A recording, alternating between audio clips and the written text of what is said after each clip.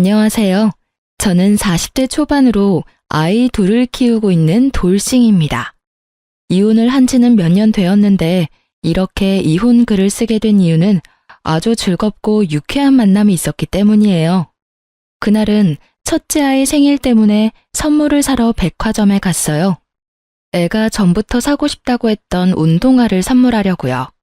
그런데 백화점에서 정말 보고 싶지 않았던 면상을 마주쳤어요. 전 남편이었죠.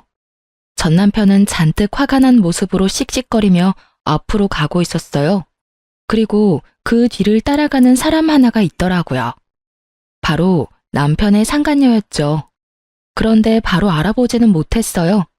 사실 저와 헤어질 당시에만 해도 상간녀는 무척 예뻤거든요.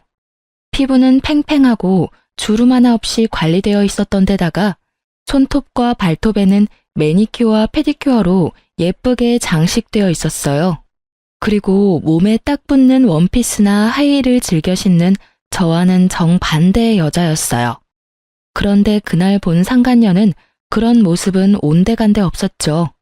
아무렇게나 묶은 머리카락에 화장을 했음에도 주름과 노화를 가리지 못했어요. 게다가 손톱은 네일도 없이 뭉툭했고 옷은 예쁜 옷이었지만 얼굴에 노화가 너무 심해서 도무지 이쁜 옷이 어울린다는 느낌이 들지도 않았죠. 그걸 보면서 어떻게 하면 저런 얼굴이 되나 싶었거든요. 게다가 전 남편은 그런 상간녀와 말다툼까지 하고 있었어요. 그리고 그날 저는 두 사람의 대화에 웃으며 축하까지 해줬죠. 제가 왜 남편과 상간녀의 싸움에서 축하하며 웃었는지 궁금하시나요? 제가 천천히 하나씩 알려드릴게요. 저는 남편과 20대 중반에 결혼했어요. 저와 4살 차이가 나는 남편은 당시에도 일을 하는 직장인이었고 저는 이제 막 대학을 졸업한 사회초년생이었어요. 저와 남편은 다른 사람들과는 좀 다르게 이어졌어요. 보통 소개팅, 맞선 등으로 사람을 만나는데 저는 시부의 소개로 남편과 만나게 됐거든요. 당시에 저는 병원에서 일하고 있었는데 시부가 저희 병원에 다니면서 많이 얼굴도 익히고 가까워졌었거든요. 그리고 시부는 언제부터인가 결혼을 안 했으면 우리 아들이랑 만나보는 건 어떻겠냐고 말하셨죠. 솔직히 내키지는 않았어요. 환자와 그런 식으로 엮이는 걸 병원에서도 좋아하지는 않거든요. 물론 개인 재량이긴 하지만 잘못되면 환자도 잃고 제 신용도 잃는 거라 별로 관심을 가지지 않고 사양하겠다고만 말했었죠. 그런데 시부는 아주 끈질기게 말했고 이러다가는 다른 직원들한테도 폐를 끼칠 것 같아서 한 번만 만나기로 했어요. 한 번 만나고 아니면 2번 다시 그런 권유하지 않겠다는 다짐까지 받았죠.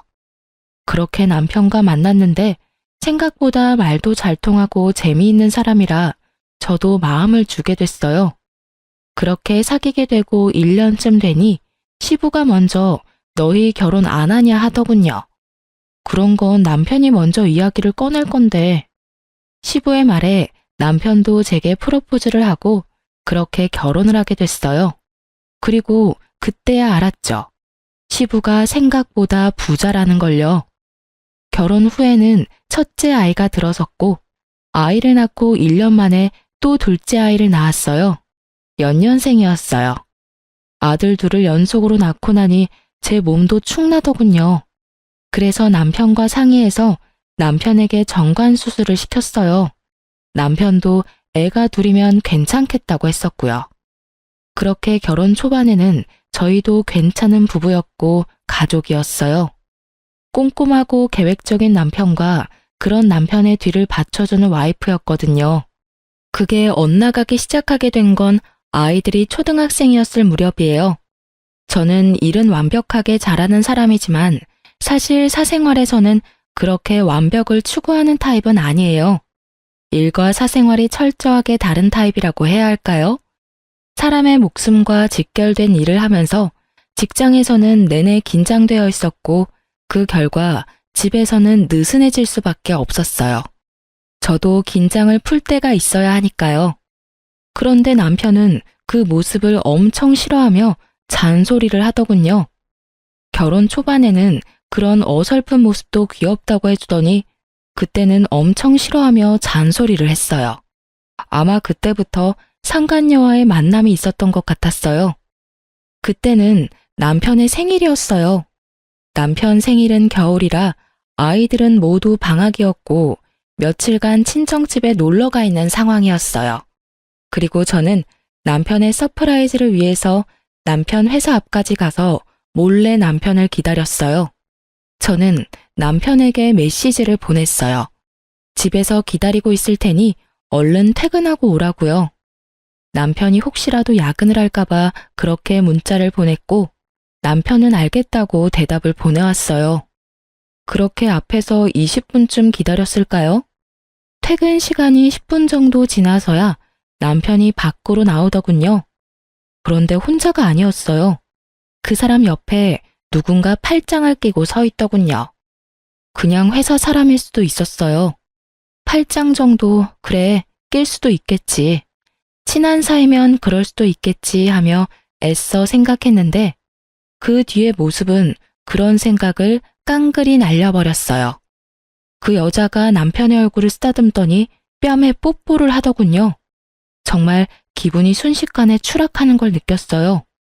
너무 흥분해서 아무 생각이 들지 않던 저는 그 모습을 보고 그제서야 폰으로 두 사람의 모습을 촬영하기 시작했어요. 그 두 사람은 남편의 차를 탔고 같이 나가더군요. 충격받은 저는 집으로 와서 앞으로의 일을 생각했어요. 한 번의 실수라고 빌고 또 빌면 그래, 용서가 가능할 거야. 애써 이룬 내 가정을 깨트리고 싶지 않았어요. 제대로 확인이라도 해보고 나서 남편에게 따지자. 이런 생각으로 가득했던 저는 그 뒤에 사람을 시켜서 상간녀의 뒤를 캤어요. 물론 그렇게 하면 안 된다고 생각은 했지만 바람피는 남편 뒤를 캐는 게 쉬운 일이 아니더라고요. 그렇게 상간녀에 대해서 알게 된 저는 남편 몰래 상간녀를 만나러 갔어요. 이미 두 사람의 불륜 사진을 잔뜩 받아서 두 사람 사이가 불륜이라는 건 알고 있었어요. 남편은 회사 다니면서 결혼식도 했고 애들 돌잔치도 했으니 남편이 유부남이라는 건 모를 리가 없었죠. 상간녀 집으로 가는 길에 기분이 어찌나 부글부글 끓던지 제 분노를 억누를 수가 없을 정도였어요. 집 배를 울리자 나온 건 상간녀의 어머니였어요. 혹시 따님 집에 있으신가요? 할 이야기가 있어서요. 그런데 누구세요? 따님이 만나고 있는 남자 와이프예요. 그 말에 상간녀 엄마의 얼굴이 확 굳었어요. 그리고는 상간녀가 없다고 하더군요. 없으면 어쩔 수 없네요. 회사에서 이야기하는 수밖에요. 그 말에 상간녀 엄마가 흠칫하더니 돌아서는 제 옷을 붙잡고 들어오라고 하더군요. 들어가니 상간녀가 무척이나 태연하게 소파에 앉아서 TV를 보고 있었어요. 저 알죠? 피해서 다니려면 얼굴도 익혔을 테니까요. 알아요. 그런데 여긴 왜 왔어요? 따져야 될 사람은 내가 아니라 그쪽 남편이겠죠. 내가 누구한테 따지건 그쪽이 관여할 일은 아니죠. 그리고 저의 아들까지 있는 유부남 만난 사람도 잘못은 했잖아요. 왜 본인만 쏙 빠져나가려고 해요? 웃기지도 않네. 이보세요, 아주머니. 아주머니 남편이 그렇게 와이프 싫다고 나한테 온 걸 왜 나를 탓해요? 아주머니를 탓해야지. 그 말을 하며 상간녀가 저를 위아래로 훑어보며 코웃음을 치더군요. 봐요. 세월을 고스란히 맞은 얼굴에 센스 없는 옷. 머리도 질끈 묶어서 수수하기 짝이 없는데 어떤 남자가 그런 여자한테 끌려요? 솔직히 지나가는 남자 100이면 100, 아주머니는 싫다고 할 건데 그 사람이라고 다르겠어요? 그걸 지금 말이라고 해요? 아주 당당하네. 따님을 어떻게 가르쳤으면 불륜을 저지르고도 본처한테 이렇게 당당한 사람으로 키운 거죠?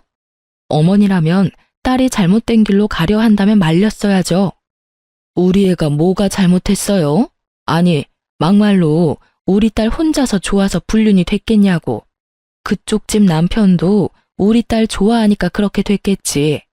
그럼 당신이 남편 단속을 잘하던가. 남편 잡아두지도 못하면서 어디 와서 본처 행세야? 자기 모자란 건 생각도 않고 여기 와서 남의 딸한테 뭐라 하는 건지. 당신 여기 온 거 당신 남편이 알고 있어요? 가족들이 단체로 쓰레기네. 딸이 상간녀가 된 게 뭐가 잘못이냐고 할 정도면 그래, 상간녀 되고 싶으면 그렇게 해. 그런데 나 이혼 절대 안 해줄 거야. 둘이서 몰래 만나든 대놓고 만나든 알아서 해. 그런데 그거 알지? 내가 이혼 안 해주면 너는 행복한 상간녀 되는 거고 나는 불행하지만 권리는 다 가진 본처 되는 거야. 내 아들은 그 사람 호적에 들어가고 네 자식은 호적에도 못 올리는 혼외 자식이지. 그 사람은 아줌마랑 이혼하고 저랑 결혼하겠다고 했어요. 이혼하는 건 당신이라고. 나는 그 사람하고 정식으로 재혼할 거야. 그래, 언젠가는 그렇게 해. 근데 그렇게 되기 전까지는 넌 상간녀야. 그리고 그 사람이 욕구 푸는 도구고. 처음이라서 봐주려고 했는데 넌 정말 답이 없네. 저는 그렇게 말하고 일어섰어요. 두 사람이 말도 못하고 꿈뻑거리고 있더군요. 잘해봐 어디. 나는 절대로 손해보고는 안 뺏겨. 내가 여자로서 불리하긴 하지. 근데 법적으로는 내가 훨씬 유리하잖아. 안 그래? 그럼 상간녀 소송 걸 테니까 알아서 준비 잘하고 있어. 등기는 회사로 보낼 테니까. 그 말에 상간녀 얼굴이 완전 하얗게 질렸어요. 저는 그 얼굴 보며 비웃어주며 밖으로 나왔죠. 안에서 상간녀 소리 지르는 소리가 밖으로 퍼져나오는데 정말 너무 시원했어요. 그렇게 한탕하고 집에 오니 남편이 저를 기다리고 있더군요. 당신 나랑 이야기 좀 해. 설마 그 여자 집에 갔다 왔어? 당신이 거길 왜 가? 그 여자랑 아무 사이도 아니야. 당신이 그냥 민폐 끼친 거라고. 그 여자는 다르게 말하던데 누가 진짜를 말하는 거야? 그리고 당신 지금 나한테 그 여자 집에 왜 갔냐고 따질 때가 아니지. 여기서 따져야 할 사람은 당신이 아니라 나야. 불륜남. 그 타이틀이 갖고 싶었어? 그래서 회사 직원이랑 바람나서 즐겁게 놀았어? 그런 거 아니야. 그냥 좀 가깝게 지내는 사이고 잠깐 그런 사이가 됐을 뿐인 거지. 당신이 너무 과하게 생각하는 거라고. 불륜이라기보다는 일탈이라고 생각하는 게 맞지. 그 여자한테 그렇게 진심은 아니었다고. 그래? 그럼 다행이네. 사실은 그 여자 정리 안 하면 당장 아버님께 이야기하려고 했거든. 이틀 전에도 당신 바쁘다고 하고 그 여자랑 모텔에서 뒹굴 때 시댁 가서 아버님, 어머님이랑 밥 먹고 근처 놀러 갔다 왔거든. 좋아하시더라. 아들은 부모님한테 신경도 안 쓰는데 며느리가 신경 써주니 이보다 좋을 수 없다고 하시면서 그런 아버님이 아들 불륜 소식을 들으면 얼마나 화내실지 나도 모르니까 알아서 잘 처신해. 그 여자 이름, 주소, 전화번호, 사진 한 번만 더 내 눈에 띄면 그때는 이런 생각하지도 않고 바로 아버님께 다 이야기해버릴 거니까. 당신 진짜 너무하다. 매번 그렇게 아버지 어머니 인질로 내세우면 좋아? 인질? 누가 인질인데? 당신이 그런 짓만 안 했으면 내 행동은 그냥 시부모 생각하는 착한 며느리가 할 행동 아니야? 그리고 경고하는데 상간녀한테 위자료 소송할 거야. 그거 당신이 대신 내주면 나 진짜로 가만 안 둬? 제 말에 남편이 조용해졌어요. 시부는 시끄러운 걸 무척 싫어하시는 분이었거든요.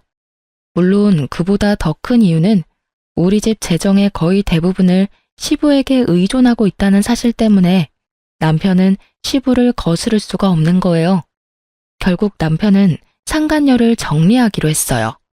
제가 보는 앞에서 두 사람은 헤어지기로 하고 각서를 쓰고 확답까지 받았어요. 그렇게 표면적으로는 평화가 찾아왔지만 남편은 여전히 저를 피하고 있었어요. 저도 남편에 대한 신뢰가 바닥나 버렸어요. 집안은 내내 아슬아슬하게 굴러갔어요. 그래도 가정은 지켜냈다는 생각은 들었어요. 그 이후로 저는 상간녀에게 위자료 소송을 걸었어요. 등기는 회사로 보냈죠. 그 등기에 회사에서 한바탕 난리가 났다고 하더라고요. 저야 신경 쓸 일 아니죠. 열어보지 않는 한 남편 이름이 나오는 것도 아니고 말이죠. 자폭해서 남편에게 달려가서 소리라도 친다면 더 속이 시원했을 텐데 그런 이야기가 나오지 않은 걸 보면 불륜남이 누구인지는 이야기 안 한 모양이에요. 결국 상간녀는 일을 그만뒀고 퇴사 후 퇴직금으로 제게 위자료를 줬어요. 그렇게 일이 일단락되는 듯 했는데 그 뒤로 남편의 행동이 수상하더군요. 꿍꿍이가 있는 모양인지 제가 한 집안일에 매번 트집을 잡고 그걸 이유로 화를 내기 시작했어요. 청소가 꼼꼼하지 못하다, 세탁이 위생적이지 못하다, 요리가 맛없다, 남편 내조를 안 한다. 아주 가지가지 내용으로 저를 트집 잡고 화를 냈어요. 저는 한 귀로 듣고 한 귀로 흘렸죠. 제가 못하고 있는 일이 아니었으니까요. 몇 년간의 부부 생활로 저도 어느 정도 집안일에 익숙해진 데다가 제가 못하는 부분은 한 달에 한 번 청소 도우미를 불러서 깔끔하게 정리까지 하는데 문제가 있을 리가 없었어요. 그런데도 남편은 무조건 트집을 잡아 문제를 만들기 시작했어요. 그리고 몇 달이 지나자 남편이 본심을 드러내더군요. 당신이랑 못 살겠어. 이혼해줘. 집안일이고 뭐고 다 내 마음에 안 든다고. 꼼꼼하지도 않고 깨끗하지도 않고 솔직히 이 집에 머물고 싶지도 않아. 구체적으로 어디가 어떻게 마음에 안 드는지 말해봐. 요리? 한식 자격증까지 따서 매일 다른 요리 해주는데 청소? 매일 청소기 돌리고 이틀에 한 번 걸레질하고 음식물 쓰레기도 매일 처리하는데 세탁? 흰 빨래, 검은 빨래, 속옷, 수건 다 따로 세탁하는데 어디가 문제인 건데? 셔츠에 바지까지 다 다림질을 해놓잖아. 그리고 한 달에 한 번 사람 불러서 대청소하고 어디가 문제냐고. 그러니까 내 마음에 안 든다고. 당신이 잘하고 못하고를 떠나서 이런 식으로 하는 거 마음에 안 든다고. 그냥 진짜 이유를 대. 당신 여전히 그 여자랑 정리 안 했잖아. 내가 모를 줄 알았어? 눈만 가리면 다 가리는 줄 알았지? 그 여자 퇴사하고 나가면 내가 모를 줄 알았어? 당신이 이상하게 트집 잡을 때 벌써 상간녀 뒷조사 다 했거든? 재미 잘 봤더라. 자식 새끼들 놔두고 젊은 년이랑 바람피니까 회춘하는 기분이디? 이혼? 이혼하고 싶으면 당신이 아버님한테 허락받아. 그러면 이혼해 줄 테니까. 그 여자가 그렇게 마음에 들면 데리고 와서 이야기하라고. 나 대신 그 여자가 더 젊고 예쁘고 능력 있어서 같이 살고 싶다고. 당신이 직접 아버님한테 말하라고. 그 정도도 못하는 거면 내가 이혼은 왜 해줘? 저는 이번에도 시부를 입에 올렸고 애석하게도 이번에는 남편에게 통하지 않았죠. 남편이 제 집안일을 트집 잡은 건 제게 흠을 만들어 어떻게든 잘 빠져나가 보려고 했던 거니까요. 그 흠을 시부에게 말하면 이혼을 허락받을 수 있다고 생각했던 것 같아요. 남편이 당당하게 말하더군요. 같이 시댁으로 가서 아버지한테 이야기하자고요. 너 진짜 후회 안 할 자신 있어? 이혼하고 그 여자랑 재혼하는 거 잘 생각해 보라고. 그 여자 어떤 면이 좋았는지는 모르겠지만 결혼과 연애는 달라. 그렇다고 이 마음을 숨기고 살고 싶지는 않다고. 그 말에 저는 바로 결정했어요. 이런 놈 데리고 사느니 그냥 놔버리는 게 낫다고요. 그런데 쉽게 놔줘버리면 둘이서 하하호호 할 텐데 그건 너무 싫었거든요. 그래서 저는 남편에게 말했어요. 그래, 가자. 시댁으로 가. 가서 당신이 다 말하고 이혼 허락 받아. 솔직하게 말해서 이 결혼 아버님이 노력해서 한 결혼이야. 그분 속이고 싶지 않으니까 당신이 직접 말해. 결국 남편과 저는 시댁으로 향했어요. 시부는 아무것도 모른 채 갑자기 들른 아들 내외를 무척 반갑게 맞아주셨죠. 아이고, 우리 며느리 왔어? 자, 어여 이리 와서 앉아. 뭐 먹을래? 오늘 며느리 왔으니 그저께 만들어둔 식혜 먹을까? 그렇잖아도 너한테 주려고 만들어놨지. 아버님의 말씀이 끝나기가 무섭게 남편이 말을 꺼냈죠. 아버지, 드릴 말씀 있어요. 저 이혼하고 싶습니다. 그 말에 시부 얼굴이 딱 굳더군요. 놀란 시모도 식혜를 식탁에 내려놓다가 멍하니 서 있고요. 이게 무슨 날벼락인가 싶은 표정이더라고요. 무슨 헛소리야? 너희가 왜 이혼을 해? 아버님, 이 사람 만나는 여자가 있어요. 벌써 오래됐어요. 1년은 넘었으니까요. 남은 여생은 그 사람이랑 함께 살고 싶다고 해요. 제가 하는 일들은 다 마음에 들지 않는다고 하니 제가 어찌할 도리가 없어요. 뭐? 여자?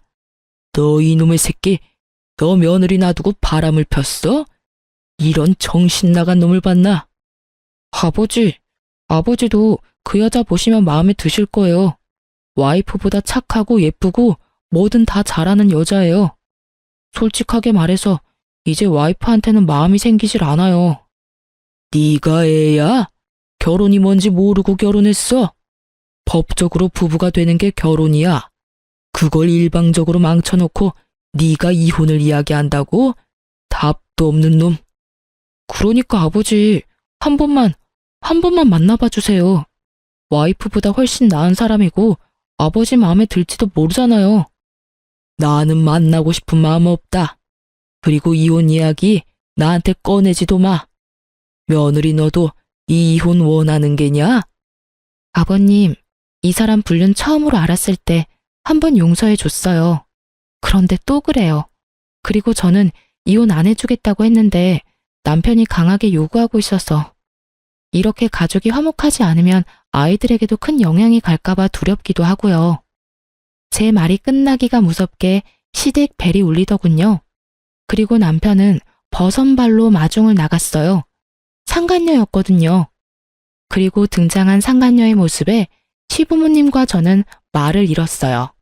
몸에 딱 붙는 원피스는 허벅지까지 훤히 보이도록 올라갔고 다리에 스타킹도 신지 않았는지 맨발로 들어오더군요. 게다가 손톱과 발톱에 형형색색 네일과 페디큐어는 예전에 제가 본 것보다 더 화려하고 무거워 보였고요. 그리고 거실로 들어오니 그녀의 몸에서 확 하고 짙은 향수 냄새가 풍겼어요. 안녕하세요, 아버님. 처음 뵙겠습니다.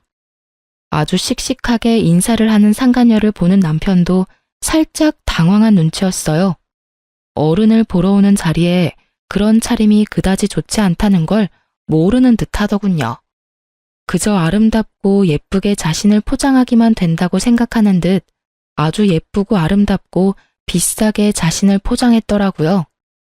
아버님, 어머님, 비록 저는 오빠와는 늦게 만났지만 정말로 좋은 가정을 꾸릴 수 있을 거라고 생각해요. 저기 있는 여자는 성격도 나쁘고 집안일도 못해서 매번 오빠에게 혼만 나는데도 절대로 이혼 안 해주겠다고 하더라고요. 정말 얼마나 이기적인 사람인지. 걱정 마세요. 저와 오빠가 결혼하면 제가 내조는 확실하게 할 테니까요. 그래서 아가씨가 우리 며느리보다 낫다고? 그럼요. 어디로 보나 제가 더 괜찮지 않나요? 자기 관리도 못하고 집안일도 안 하는 여자보다는 제가 오빠에게 더 잘 어울린다고 확신해요. 게다가 저 여자는 저희 집에 찾아와서 막무가내로 오빠와 이혼 안 해주겠다며 저를 상간녀라고 욕하고 때리기까지 했거든요. 없는 이야기를 만들어내는 상간녀를 보니 화가 나기보다는 한숨만 났어요. 이 여자는 대체 왜 이렇게 지레만 밟을까 싶었죠. 정말로 저런 여자랑 결혼하고 싶어서 며느리랑 이혼을 하고 싶다고? 시부가 남편에게 물었어요. 남편이 우물쭈물하더니 그러더군요. 아버지, 모자란 점이 있으면 가르치면 되고 부족한 점은 채우면 되잖아요. 제가 이 여자를 좋아해요. 그러니까 제발 인정해 주세요. 이혼 제발 허락해 주세요. 그 말을 듣던 시부는 속이 타는지 식혜를 들고 입으로 가져갔어요. 그런데 한참을 마시지를 않고 있더니 갑자기 식혜를 남편과 상간녀에게 뿌려버리더라고요. 다들 갑작스러운 상황에 깜짝 놀랐어요. 이게 뭐야? 아버지, 왜 이러세요? 너 이제부터 우리 집 자식 아니다. 저런 근본도 없는 여자를 데려와서 뭐라고? 이혼을 허락해줘? 네가 정신이 나갔나 보구나. 그런 놈한테는 매가 답이지. 너한테 눈깔이 있으면 좀 봐라. 저 여자 어디가 며느리보다 낫다고 말하는 거야? 그치만 아버지.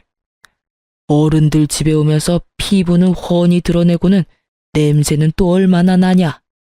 늙은 노인들 집에 오려니 냄새 날까봐 그리 팍팍 양념을 쳤어. 저런 모자란 여자를 우리 집 며느리로 받으라고? 내 눈에 흙이 들어와도 절대 안 돼. 우리 집안 내 대에서 망하는 꼴 보고 싶지 않으니 당장 나가. 네가 하는 말은 아무것도 안 들어줄 거다. 나가. 결국 남편과 상간녀에게는 축객령이 떨어졌고 함께 나가려던 저를 시부가 붙잡아서 같이 나가지는 못했어요.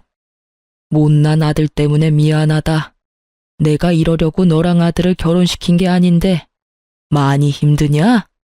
내가 아들놈 두드려 패서라도 사람 만들어 놓을 테니까 그리 걱정 말아라. 아버님 마음도 알고 말씀도 너무 고맙지만 사람 마음이라는 게 간단히 돌아서는 게 아니잖아요. 저번에 외도 걸리고도 남편이 여전히 그 상간녀 만나는 거 보면 남편이 그 여자 많이 좋아하는 건 확실한 것 같아요. 그렇게 되면 제가 설 자리도 없어지는 건 맞고요. 좀 더 남편과 대화를 해보고 어떻게 할지 말씀드릴게요. 그렇게 말하는 저를 시모와 시부는 걱정과 미안함이 가득한 얼굴로 보더군요. 밖으로 나와 집으로 가려는데 갑자기 남편과 상간녀가 튀어나왔어요.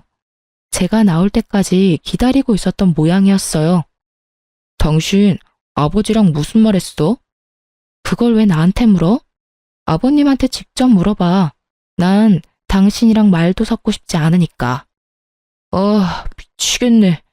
당신이 이혼을 해주면 될 일이잖아. 아버지 끌어들여서 뭘 어쩔 건데?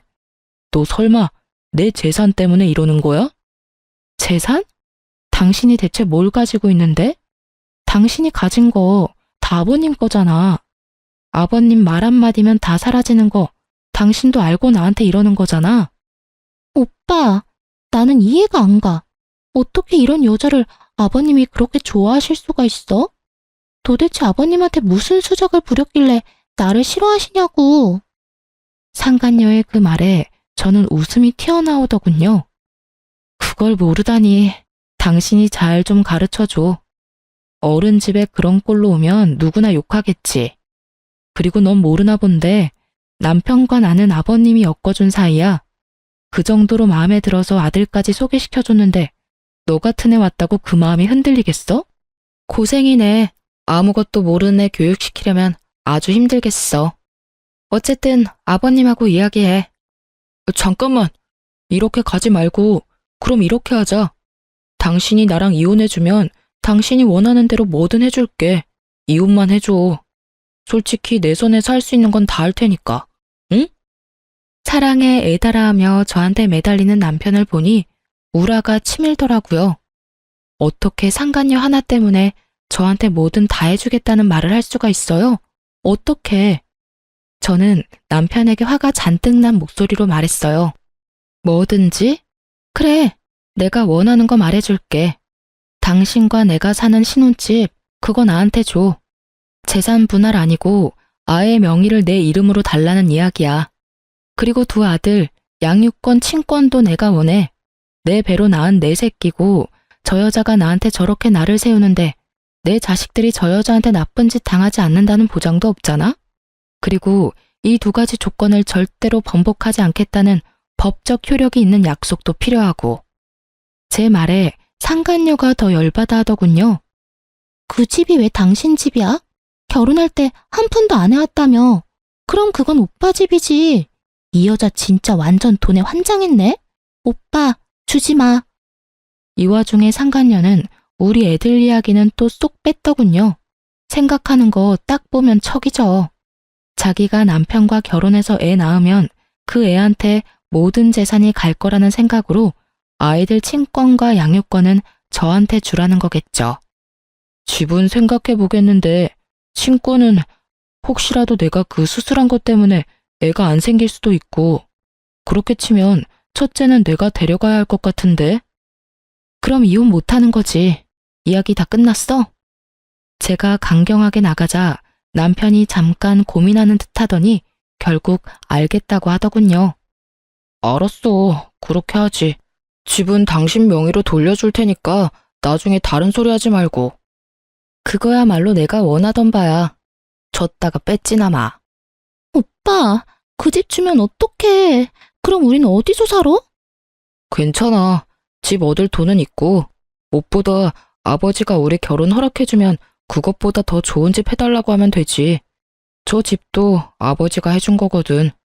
솔직히 내 돈 한 푼도 안 들어갔으니까 아까울 것도 없어. 그 말 들으면서 웃음이 어찌나 나는지, 시부가 무슨 생각으로 두 사람을 허락해줄 거라고 생각하는지 그 이유를 모르겠더라고요. 첫 만남 자리에서 식혜까지 뒤집어 쓰고 시부에게 호통까지 들었으면서 마지막까지 본인들의 행복한 미래를 낙관적으로 생각하는 게 너무 어이없었어요. 하지만 이혼해주기로 한 이상 저는 더 이상 관여할 필요 없는 사람이죠. 그렇게 저는 남편과 이혼을 했어요. 이혼하기 직전에 집 명의부터 옮기고 이혼하면서 아이들 친권도 제 앞으로 다 돌려놨어요. 남편과 제가 이혼한 후 전 남편은 홀가분한 마음으로 상간녀와 결혼을 하려고 시댁에 들렀다고 하더군요. 하지만 시부가 그 여자랑 결혼하면 집안 재산은 전부 사회 기증하겠다고 하니 두 사람 다 놀라서 물러갔다고 하더라고요. 시부에게 직접 들었거든요. 시부는 제가 이혼을 결심했다는 걸 알고서 한 번 시댁으로 부른 적이 있었어요. 그때 시부가 알려줬어요. 그놈이 제정신으로 돌아와서 너한테 다시 돌아온다고 하면 며느리 네가 받아줄 거냐? 아버님, 저는 그런 건 안 해요. 이미 떠난 마음이고 저하고는 끊어진 연이에요. 억지로 붙였다가 또 어떤 일이 벌어질지도 모르고요. 그냥 아이들이나 잘 키우면서 살고 싶어요. 그 말에 시부가 씁쓸하게 웃으며 말하더라고요.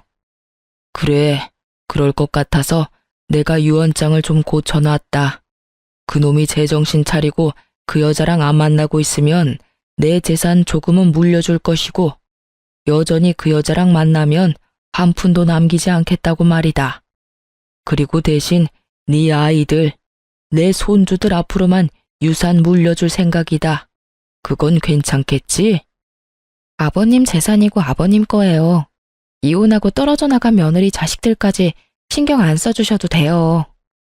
아버님 돌아가시기 전에 다 쓰시고 가세요. 저는 그런 거 바라지도 않고 지금 받은 집만 있으면 일하면서 충분히 애들 키울 수 있어요. 내 돈, 내 마음대로 하는 거야. 그냥 너한테는 통보만 하는 거란다. 그리 알고 있어. 시부와 그렇게 대화를 나누었거든요. 전 남편은 상간녀와의 관계를 허락받지 못해서 지금은 직장 근처에 전세로 상간녀와 동거 형태로 살고 있다고 하더군요. 솔직히 결혼은 부모님 허락이 없어도 가능하지만 전 남편이 그렇게 하지 않은 건 시부가 가진 재산 때문일 거예요. 자기가 다 상속받을 건데 괜히 상간녀 비위 맞춰주겠다고 아버지 심기 거스르는 일은 안 하고 싶었던 모양이에요. 그게 화가 났는지 상간녀의 심기가 아주 불편했다고 하더군요. 이혼 후 그 소식 이후로는 전 남편과 관계된 어떠한 이야기도 듣지 못했어요. 솔직히 알고 싶은 마음도 없었고 알 필요도 없었죠. 저도 애 둘 키우며 일하랴 바쁜 사람이었으니까요. 저는 남편과 같이 살던 신혼집을 팔아버리고 친정 옆에 작은 집을 사서 아이들과 지냈어요. 그리고 여태 그 사람들 소식 알지도 못하다가 얼마 전에 두 사람을 보게 된 거고요. 그날은 아들들이랑 약속을 했거든요. 백화점에서 만나서 맛있는 거 먹고 멋진 옷도 사주겠다고요. 처음에 멀리서 볼 때는 누군지 못 알아보겠더라고요. 전 남편은 알아볼 수 있었는데 말이죠. 그렇게 예쁘고 동안에 패셔너블했던 상간녀는 최근 몇 년 사이에 완전히 망가져 버렸더라고요. 주름살, 타버린 피부, 스트레스와 과로로 망가진 몸. 게다가 두 볼이 움푹하게 패여서 마치 노파 같더군요. 저는 두 사람 가까이로 갔어요. 그 사람들도 저를 못 알아보는 것 같더군요. 그럴 수밖에요. 저도 전 남편과 이혼하고 그동안 하지 못했던 피부 마사지나 나를 위한 선물을 자주 줬거든요. 예전처럼 늙고 수수한 아주머니가 아니니까요. 빨리 와. 당신은 도대체 집에서 하는 게 뭐야? 밥을 맛있게 못하는 거면 냉장고는 채워놔야 할 거 아니냐고. 게다가 매번 냉장고 정리도 안 돼서 곰팡이 핀 반찬들을 내가 봐야 해. 그치만 저도 일을 하잖아요. 항상 바쁜데 집안일까지 어떻게 하냐고요. 그런 말이 나한테 통할 것 같아? 그럼 애엄마는 어떻게 그걸 다 했는데? 당신 능력이 모자란 걸 직장 탓으로 돌리지 말라고. 내가 잘못했지. 어디서 아무것도 못하는 여자를 데려와서는. 이럴 거였으면 그때 그 여자랑 이혼을 안 하는 게 나았을지도 모르겠어. 무슨 그런 말을 해요? 나랑 사는데 불만이 있는 건 알겠지만 이렇게 살게 된 데는 당신 탓도 있다고요. 우리 사이에 애만 생겼어 봐. 그럼 시댁에서도 분명히 우리 사이 인정해주고 결혼해서 집도 마련해줄 건데 당신이 능력이 안 되니 애가 안 생기는 거잖아요. 수술 복구하면 다 된다면서요. 그 말 믿고 기다린 지가 언젠데 여태 애가 하나도 안 생기냐고요. 병원에 가자니 이상 없다면서 안 간다고 고집이나 부리고 이상이 없을 리가 있어요? 내가 이상이 없는데 그러면 당신한테 이상이 있겠죠. 당신, 내가 이상이 있을 리가 없잖아. 나한테 애가 둘이나 있는 거 잊었어? 그렇게 치면 당신이 더 문제 있는 거지. 그 여자는 잘 가지는 애를 당신은 왜 못 가져? 그리고 애가 있고 없고의 문제가 아니잖아. 당신이 집안일을 너무 못하니까 매번 집안꼴이 개판이지. 같이 살기 전에는 잘한다면서 큰 소리 뻥뻥 치더니 내가 속았어. 그러니까 그 탓을 왜 저한테 하냐고요. 그리고 내가 집안일 잘해서 좋아한 거 아니잖아요. 예쁘고 기분 잘 맞춰줘서 좋다며.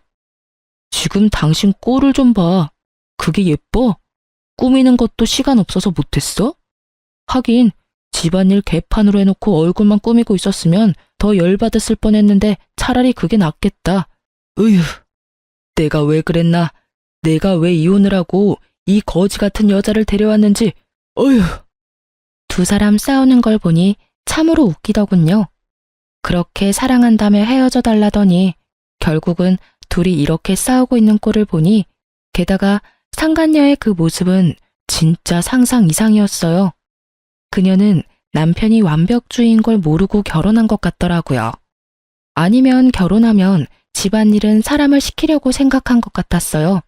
그렇지만 시부가 결혼 허락을 안 해줘서 돈도 넉넉지 않은 모양이었죠. 어머, 멀리서 보고 못 알아봤네? 오랜만이야. 당신 잘 지내지? 그런데 안색이 영 별로네? 저의 등장에 상간녀 표정이 완전 망가지더군요. 제일 보기 싫은 사람이었나 봐요. 게다가 제가 예전처럼 수수한 느낌이 아니어서 그런지 자신의 옷을 연신 내려다보며 짜증을 내더군요. 전 남편은 깜짝 놀란 표정이었고요. 당신 몰라볼 뻔했어. 먼저 말 걸지 않았으면 당신인지도 몰랐을 거야. 그러게, 당신이랑 헤어지고 당신한테 쏟던 시간을 스스로한테 쏟다 보니 점점 좋아지더라고. 피부도 몸매도 옷 입는 것도. 두 사람은 쇼핑하러 왔나 봐. 보기 좋네. 부부 둘이서 오붓하게 쇼핑도 하고. 제가 그렇게 말하자 상간녀가 냉큼 전 남편 팔짱을 끼더군요. 두 사람이 싸우는 걸 제가 다 본 것도 모르고 자존심을 세우려고 부단히 노력하더군요. 네, 저희 자주 이렇게 나와요. 그러는 그쪽은 아직도 혼자인가 보네요. 하긴 당신처럼 수수하고 못생긴 여자한테 끌리는 남자는 없겠죠. 그래, 당신 말이 맞아. 그래서 아직 혼자 살아. 뭐 장난으로 결혼하자 사귀자 하는 사람들은 있지만 난 이혼한 사람이고 굳이 다시 그런 길은 가고 싶지 않아서 다 피하고 있는 상황이고. 두 사람은 결혼했어? 그때는 어른들이 반대하신 것 같던데. 그건... 상간녀도 전 남편도 뭐라 말을 못하더라고요. 아직도 결혼은 못했나 보네. 내가 이혼까지 해줬는데 참 아쉬워. 당신도 요령이 없어. 그러다가 아버님이 재산을 당신한테 안 주면 어쩌려고. 차라리 다른 사람을 옆에 두는 게 낫지 않아? 그 말에 상간녀가 발끈하더군요. 미쳤나 봐. 이 여자가 지금 무슨 소리 하는 거야? 이 남자는 이제 내 남자야. 당신이 이래라 저래라 할 수 있는 남자가 아니라고. 이래라 저래라 한 적 없는데? 나는 그냥 걱정돼서 한마디 한 거야. 그리고 너도 참 웃겨. 저 남자가 왜 네 남자야? 너 저 사람이랑 무슨 관계야? 애인이지? 와이프는 아니잖아. 하긴 그런 관념이 좀 희박한 사람이긴 했지. 남의 남자 꼬셔서 데려가서는 별 볼 일 없는 남자로 만들어버렸으니까. 그것도 재주라면 재주고. 근데 지금은 그 예쁜 얼굴은 다 어디 가고, 세상에, 이렇게 늙어버렸어? 어쩌다 이렇게 됐어? 평생 예쁠 것처럼 굴더니. 애인이라도 당신은 전처잖아. 관계가 없는 거면 당신이 다 없지. 그러니까 할 수 있는 말이지. 당신 나랑 헤어지고 저 여자랑 살아보니 좋아? 얼굴색이라도 좋아 보였으면 이런 이야기 안 했을 텐데. 너무 건강이 좋지 않아 보여서 그런 말 한 거야. 하긴 당신은 내가 하는 집안일들도 그다지 좋게 보지는 않았으니까.